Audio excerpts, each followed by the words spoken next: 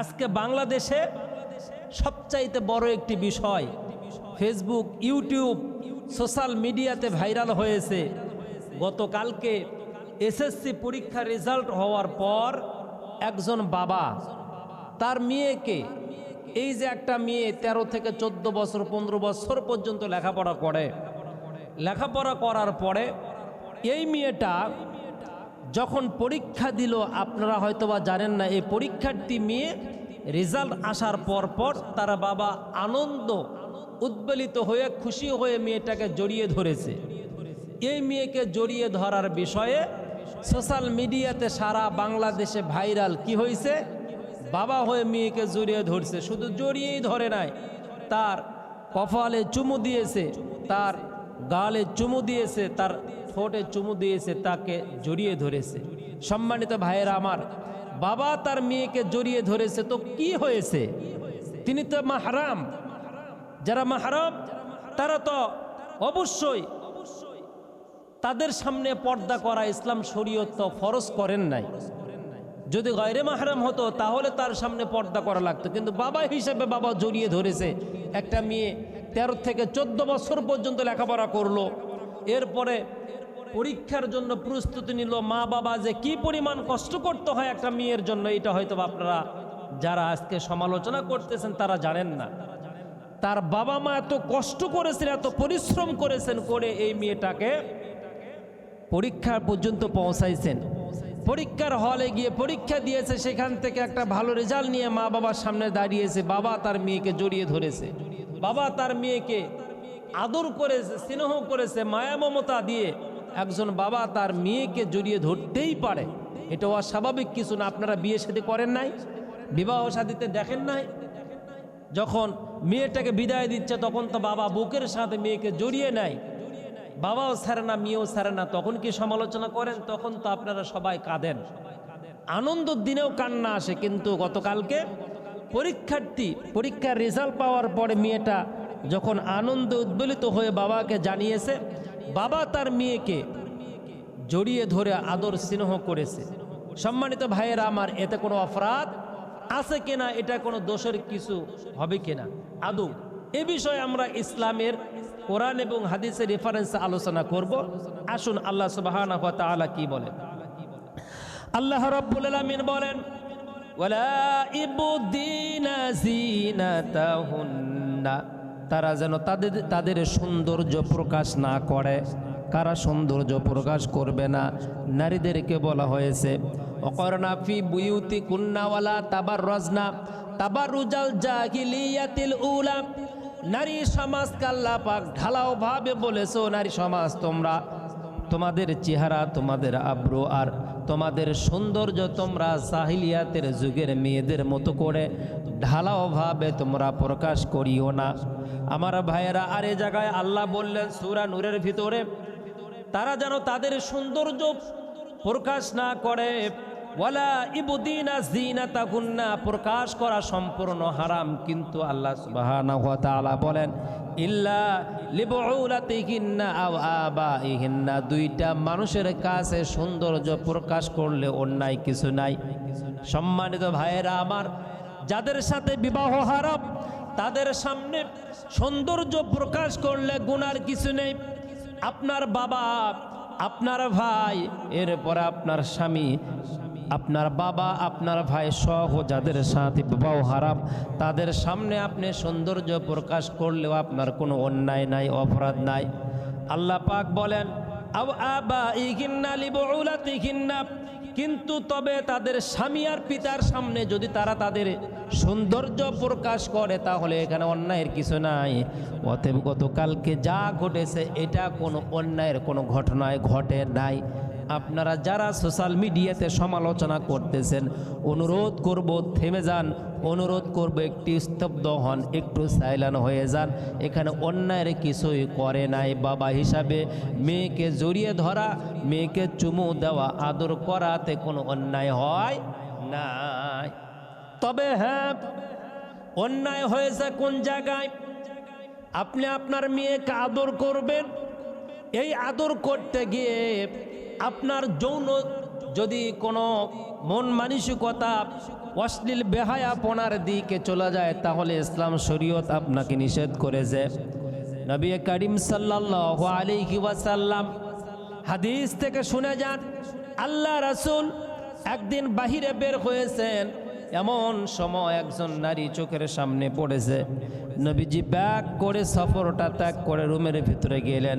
হুজরার ভিতরে গিয়ে মা আয়েশার সাথে মুআশারাত করলেন। সাহাবার অবাক হয়ে বললেন, ইয়া রাসূলুল্লাহ, ইয়া হাবিবাল্লাহ, আমরা সফরে বের হলাম, গন্তব্য পৌঁছাইতে পারলাম না, অল্প একটু পথ আমরা অতিক্রম করলাম, এরপরে আপনি ব্যাগ করে বাড়ির ভিতরে প্রবেশ করলেন, আমরা অপেক্ষা করলাম।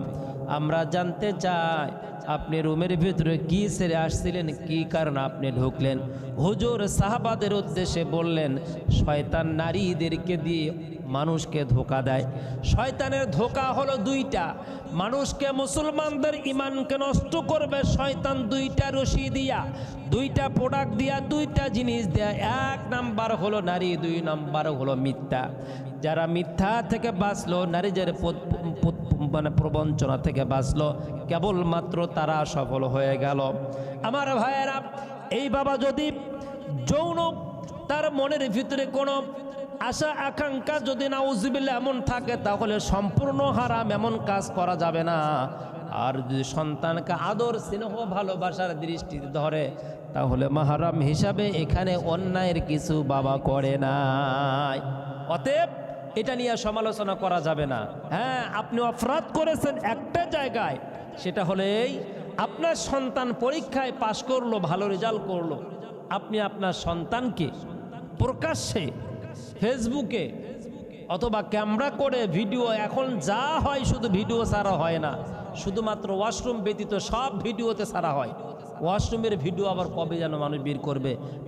মানুষ এতটাই বেলল্যপনা, বেলজ্জা, মানুষের হায়া শরম লজ্জা এতটাই নিচু নেমে গিয়েছে, একেবারে সে জামানায় আমরা পৌঁছাইছি। আমার ভাইয়েরা, তো আপনি আপনার মেয়েকে আদর করবেন, সুন্নাহ মোতাবেক আপনি আপনার মেয়েকে হাতে চুমু দিতে পারেন, হাতের এই সাইডে ওই সাইডে আপনি চুমু দিবেন, দু পৃষ্ঠে চুমু দিতে পারেন, কপালের ঠিক মাঝখানে আরবরা চুমু দেয়, এই জায়গায় আপনি চুমু দিতে পারেন, এতটুকুই করতে পারেন। এরপরে যদি আপনি আপনার মেয়ের চোয়ালের সাথে আপনার চোয়াল ঠেকাইতেই চান, যেহেতু আপনি জন্ম দিয়েছেন, আপনি জন্মদাতা পিতা, আপনি তাকে ছোট্টবেলা থেকে দেখতেছেন এই 14-15 বছর পর্যন্ত, তাহলে আপনার চোয়াল তার চোয়ালের সাথে আপনি ঠেকাইতে পারেন এতটুকু। কিন্তু এর বেশি করে আপনি সোশ্যাল মিডিয়াতে ভাইরাল করে দিলেন যে মেয়েকে এইভাবে জড়িয়ে ধরো। আপনি জড়িয়ে ধরলেন, আপনার ঘরের ভিতরেই সীমাবদ্ধ থাক, আপনার রুমের ভিতরেই সীমাবদ্ধ থাক, এটা আবার সোশ্যাল মিডিয়াতে দিলেন কেন? আরও বাবারা যারা আছে তারাও এরকম জড়িয়ে ধরুক কেন? গতকালকে তো আমি নিজে দেখলাম একজন বাবা তার মেয়ের বিষয়ে তিনি বলতে গিয়ে কথাই বলতে পারলেন না, তিনি কাঁদলেন। এই বাবা বলতেছিলেন যে আমি আমার মেয়েকে 3টা মাস হয়ে গেল, আমার মেয়ে 3 বেলা ঠিক মতো খায় নাই, 3 মাস টেস্ট পরীক্ষা দেওয়ার পরে 3টা মাস আমার মেয়ে 3 বেলা ঠিক মতো খায় নাই। রাতের বেলা আমি আমার মেয়ের বিছানায় শুয়ে থাকতাম, মেয়ে আমার টেবিলে পড়তো। এত পরিশ্রম করেছে। পৃথিবীর যত বাবা রয়েছে সব বাবা আজকে, বাংলাদেশের যত বাবা রয়েছে সব বাবা আজকে রেজাল্ট পেয়ে যে পরিমাণে খুশি হয়েছে, তার চাইতে আমি বাবা হিসেবে সবচাইতে বেশি খুশি হয়েছি। হাউমাউ করে কাঁদলেন আর বললেন, আমার মেয়ে আমাকে আজকে বড় সফল করেছে, আমাকে মানুষ সমাজে অনেক বড় করে দিয়েছে। প্রিয় ভাইয়েরা আমার, তাই আসুন আমরা আমাদের সমালোচনার ঝড়কে বন্ধ করব, আবার নিজেরাও ইসলাম মেনে চলার চেষ্টা করব। ঘরের ভিতরে, রুমের ভিতরে ইসলাম থাকবে, বাহিরেও ইসলাম থাকবে, সব জায়গায় ইসলাম থাকবে। আর বাবা যেভাবে চাপিয়ে ধরেছে, এই ধরাটাকে আমরা যারা মাইন্ড করে নিয়েছি, আমি ওই সমস্ত ব্যক্তিদেরকে বলবো এটা মাইন্ডের বিষয় না, এটা হলো মাহারাম, অবশ্যই তিনি করতে পারেন। কিন্তু ওই বাবাকে বলবো আপনি মেহেরবানি করে মানুষের কাছে ক্ষমা চান।